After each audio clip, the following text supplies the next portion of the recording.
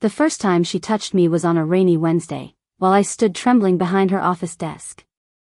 My skirt was still on, but her fingers were already under it. Her voice was low, whispering that no one could ever know. The blinds were drawn. The door was locked. I was breathless, pressed between the wall and her body. She kissed me, slow at first, then rough. Her teeth grazed my neck, and her hands traveled over skin that should have been off limits. But I let her. I craved her. I melted into every forbidden second of it. That was the day I stopped being a student, and became her secret. Before I tell you everything, let me thank you for joining me here. If you are new to this channel, welcome to the confessions that make us all feel less alone. And if you are a returning viewer, thank you for coming back again. You are the reason I keep sharing my truth. Please do not forget to subscribe, it fuels me. Leave a comment after this chapter ends. Tell me how it made you feel. I read them all. My name is Erin Blake. I was a 22-year-old junior at a small liberal arts college in upstate New York when this all began. But this story happened in the United States, just 3 years ago, and I still carry the emotional scar across my spine like a ghost that clings. Professor Lena Hartman was in her late 30s. Blonde, tall, always wearing tailored pantsuits, and she walked like she knew people wanted her. She taught creative ethics, but nothing about what she did to me felt ethical. And yet, I was drawn to her from the very first lecture. I always sat in the front row. Not to impress her, not at first. I just liked how she talked. The way she made eye contact. How she wrote her notes in black ink and underlined them twice. There was a warmth behind her eyes when she spoke to me after class. A flicker of attention I did not fully understand at first. She started complimenting my writing. Then, she invited me to her office for feedback. That was normal, right? A teacher mentoring a student? But the feedback turned personal. She asked about my relationships. If I was dating anyone. If I felt lonely on campus. I said yes. She said she understood. And one evening, after hours of reading over my short story submission, she leaned forward and touched my wrist. Erin, you see people too deeply for your own good. Her thumb brushed across my palm. I felt something shift inside me. A pull. A hunger. I looked up into her eyes and saw it mirrored right back. She kissed me that night. I did not stop her. The weeks that followed blurred. We had rules. I was never to call her outside of office hours. I was never to touch her on campus. She would text me a location, and I would meet her there. At first, it was quiet places. Her car. A bookstore restroom. A walk through the woods behind the theater building. But eventually, we ended up in her office again. The second time, she pushed everything off her desk. She lifted me onto it. My shirt was half unbuttoned, and her mouth was all over me. My legs were wrapped around her hips as she whispered how dangerous it all was. She called me her dirty little secret. And the way she said it made my body burn. But secrets rot. And that rot started small. I asked if I could spend the night. She said no. I told her I missed her when days passed with no texts. She said I was getting too close. I asked her if she was seeing anyone else. She told me it was none of my business. By then, I had already fallen. Deep. Irrevocably. Pathetically. I began lying to my roommates. To my friends. I skipped class just to sit in the parking lot of her building, hoping to catch a glimpse of her.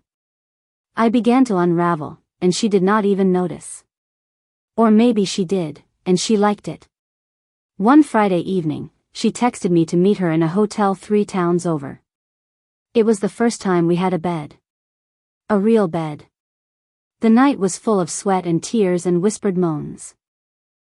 She said things that felt like love, but her eyes said something colder. As I lay there, tracing the bones in her back, I realized something I did not want to admit. She was using me.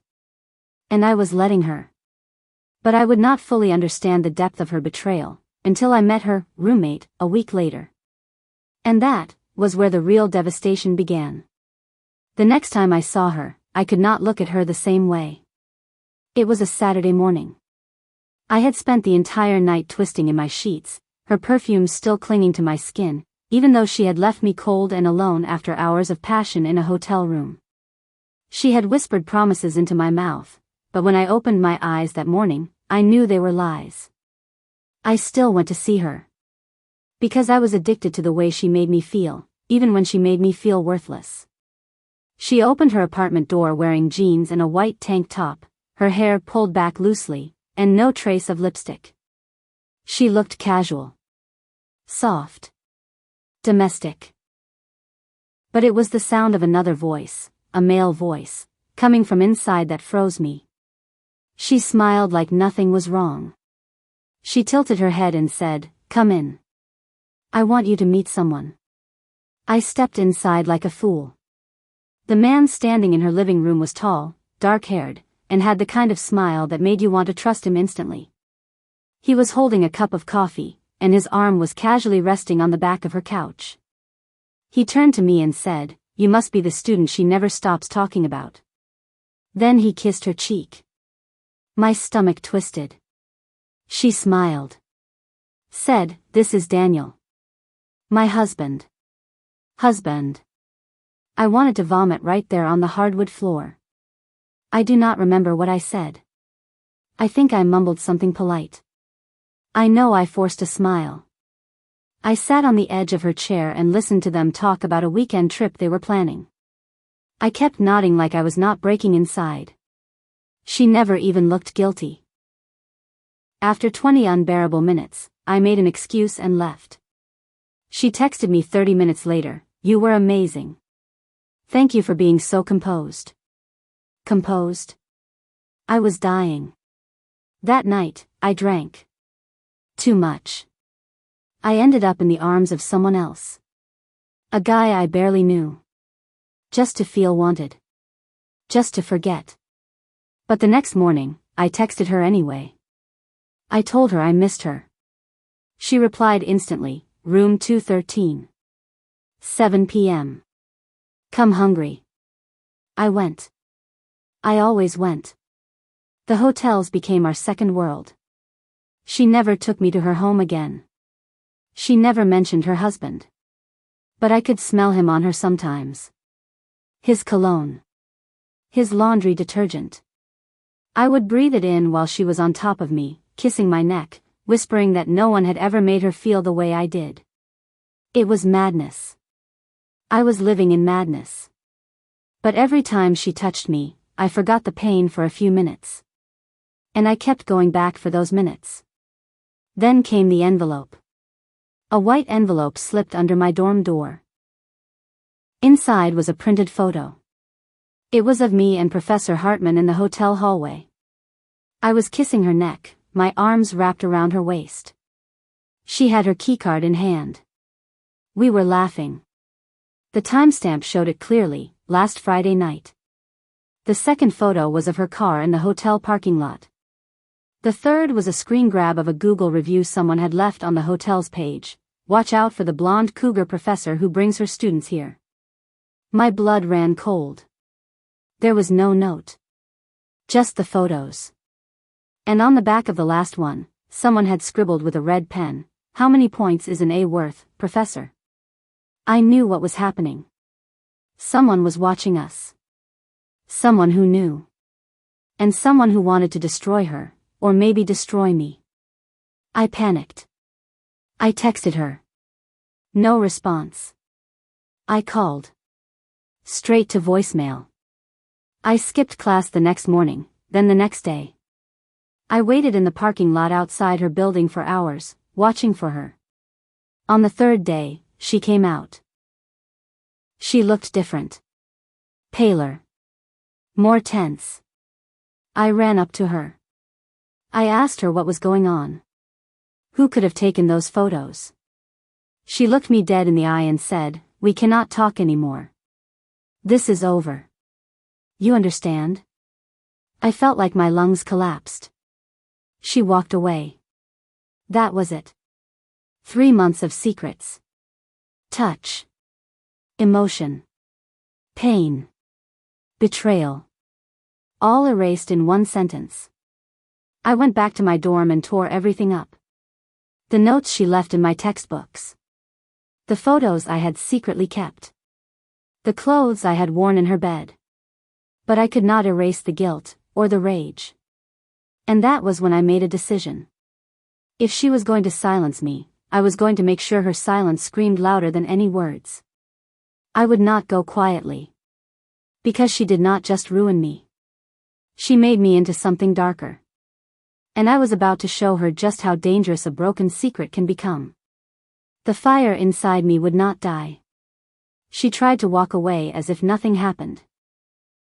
As if months of secrecy, passion, and emotional chaos could be erased with one cold goodbye. But I still had the photos. I still had the truth. And I was no longer afraid of what it could cost her. I began by printing the photos in color. I slipped one into the mailbox of the department head, one into the mailbox of another professor who had always eyed her suspiciously, and one into the shared office lounge where the teaching assistants gathered. I did not write my name. I did not need to.